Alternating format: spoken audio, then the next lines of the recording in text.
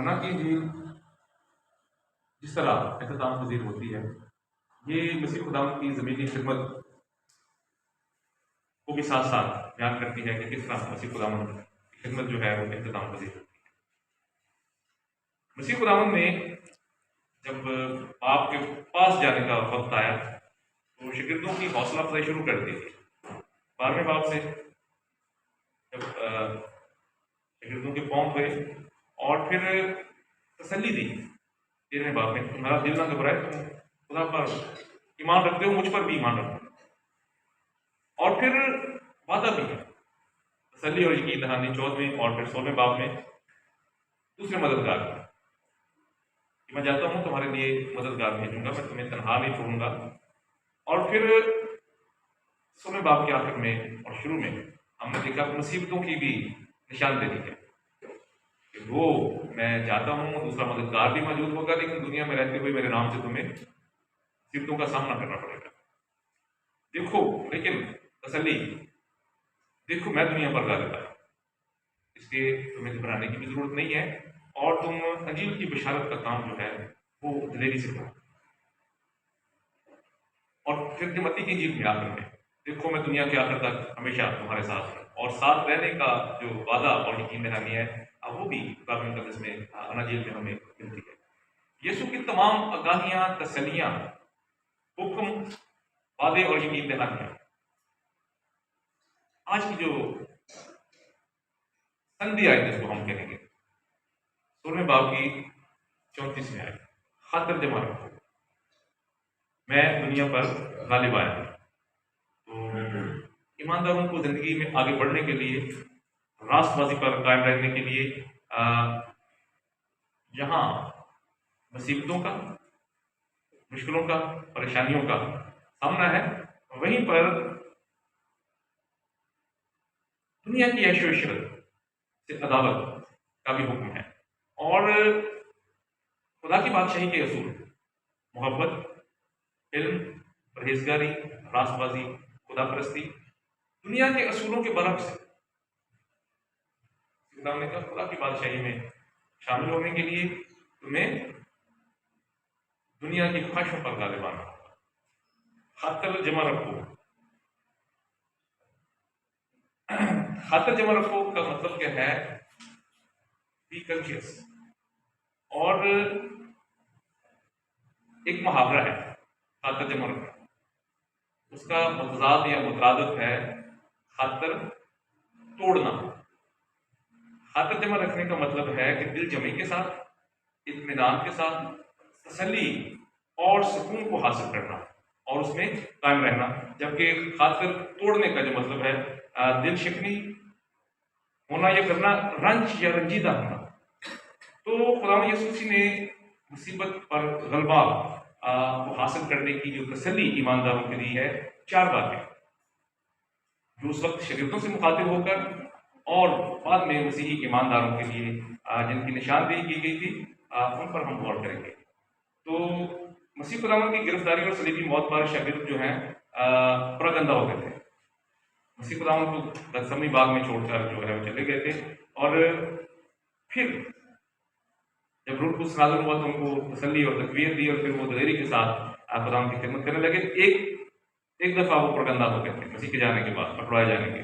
दूसरा, बिशारत के काम के दौरान उन्हें मुसीबतों का सामना करना पड़ा और बहुत सारे शागिर्द जो हैं खिदमत करते हुए, मनादी करते हुए, उन्होंने अपनी जानों के नजराने में जो है पेश किए। और अंजील की खुशखबरी को सुनाने में जो इज़ा सानिया और कमाल की किताब में दर्ज हैं, पहला जो कलीसिया का पहला जो शहीद था स्टिफनस, उसको भी खुशखबरी का पैगाम सुनाते हुए जो है वो शहीद किया गया। फिर इसी तरह अमाल की किताब के 7वें बाब में लिखा है कि उसी दिन उस कलीसिया पर जो यरूशलेम में थी बड़ा जुल्म हुआ और रसूलों के सिवा सब लोग यहूदिया और सामरिया की तरफ बड़ा गंदा हो गए। मसीह खुदावंद ने अपनी ज़मीनी खिदमत में कहा था तुम मुझे छोड़ जाओगे और बड़ा गंदा हो जाओगे। तो हम देखते हैं कि रसूल और कलीसिया जो है खिदमत के दौरान मुसीबतों से जो है बड़ा गंदा हो गया।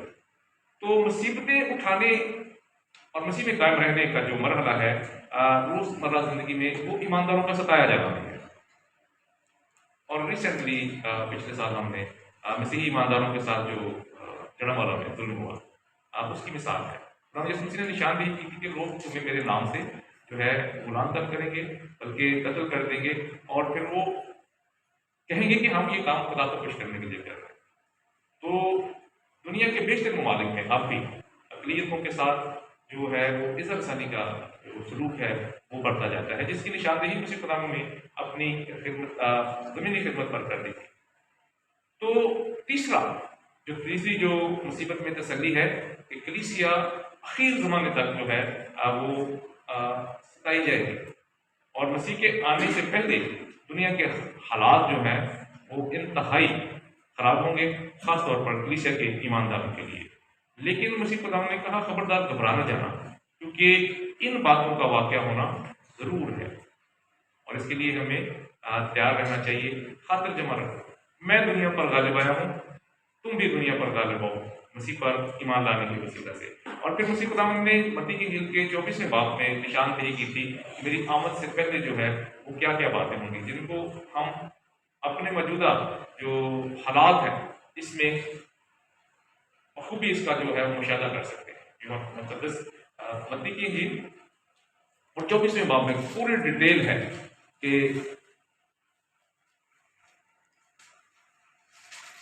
जब वो जैतून के पहाड़ पर बैठा था, उसके शागिर्दों ने अलग उसके पास आकर कहा, हमको बता ये बातें कब होंगी, और तेरे आने और दुनिया के आखिर होने का निशान क्या होगा। यीशु ने जवाब में उनसे कहा, खबरदार कोई तुमको गुमराह ना करे, क्योंकि बतेरे मेरे नाम से आएंगे और कहेंगे मैं मसीह हूँ, और बहुतों को गुमराह करेंगे, और तुम लड़ाइयों की अफवाह सुनोगे। खबरदार घबराना जाना, क्योंकि इन बातों का वाक़या होना जरूर है, लेकिन उस वक्त खास माना होगा, क्योंकि कौम पर कौम और सल्तनत पर सल्तनत चढ़ाई करेगी, और जगह जगह काल पड़ेंगे और पंचाल आएंगे, लेकिन ये बातें मुसीबतों का शुरू ही होंगी।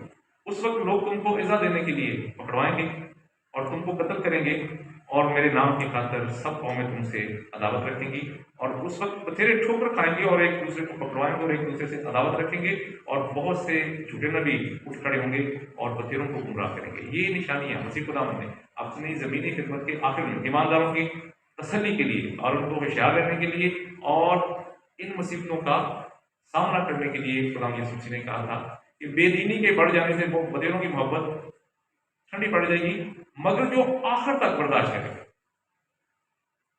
वो नजात पाएगा।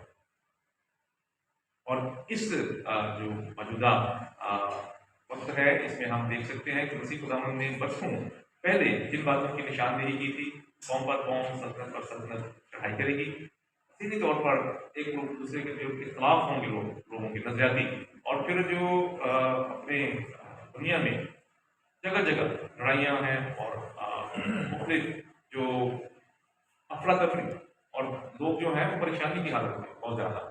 तो वहाँ पर लिखा है कि जो मुबारकबादियाँ मुबारकियों को जो राष्ट्रवादी के स्तर से सताए जाए वो बादशाही के बारे में।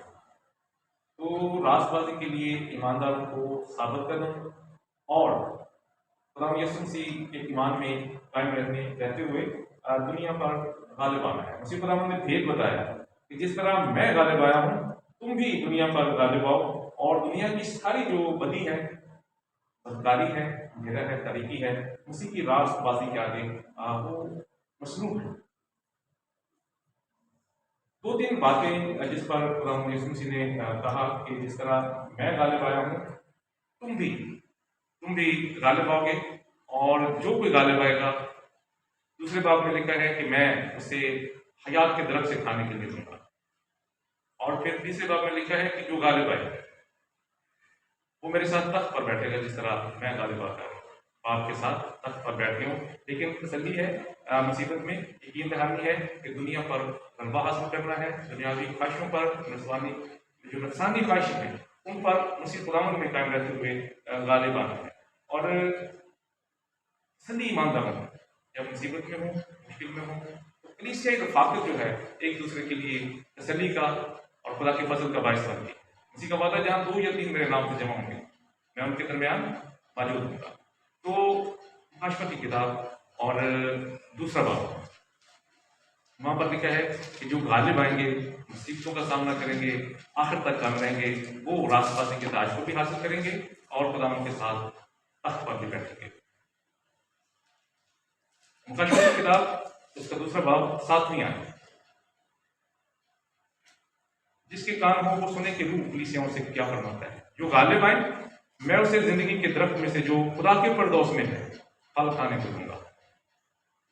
कायम रहना है बदी पर, बुराई पर, जहालत पर, अंधेरे पर और दुनियावी नफसानी ख्वाहिशों पर और तारीकी की कुदरतों पर मसीह के बख्शे गए ईमान की वसीला से कि मैं गालिब आया हूं, तुम भी उस ईमान की बदौलत जो मुझ पर रखने के सबब से है, तुम भी इन पर गालिब हो। और फिर तीसरे बाब की 21वीं आयत, जो गालिब आए मैं उसे अपने साथ तख्त पर बिठाऊंगा, जिस तरह मैं गालिब आकर अपने बाप के साथ उसके तख्त पर बैठ गया। उसके कान हो वो सुने कि रूह कलीसियाओं से क्या फरमाता है। तो मुसीबत में गलबा की यकीन दहानी खुदा यीशु मसीह ने जो शागिर्दों को तसल्ली दी थी, वो हर जमाने में ईमानदारों के लिए भी है कि मसीह में कायम रहते हुए बदी और बुराई की कुवतों पर दूसरे मददगार के वसीला से गालिब आते हुए खुदा के साथ रफाकत और शहादत करने वाले लोगों में ईमानदार शामिल होंगे। खुदा इस्लाम के वसीला से आप सबको बरकत होगी। दुआ करें। आसमानी बाप, हम